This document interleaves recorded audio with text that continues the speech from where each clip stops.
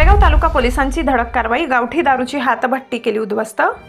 मालेगाव तालुक्यातील जळगाव निंबायती येथे गावठी दारूची हातभट्टी अड्डे उद्ध्वस्त। मालेगाव तालुका पोलिसांची धडक कारवाई। जळगाव निंबायती येथे एका शेतामध्ये गावठी दारूची हातभट्टी चालू असल्याची माहिती मिळताच मालेगाव तालुका पोलीस स्टेशनच्या पोलिसांनी तेथे धाडसत्र टाकत लाखोचा मुद्देमाल उद्ध्वस्त केलाय।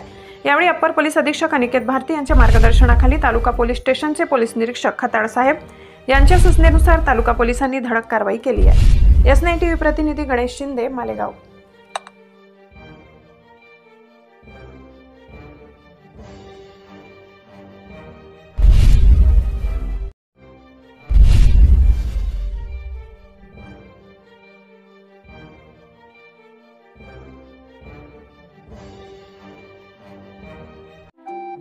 आपल्या चॅनलला नक्की सबस्क्राइब करा, बेल आयकॉन दाबायला विसरू नका।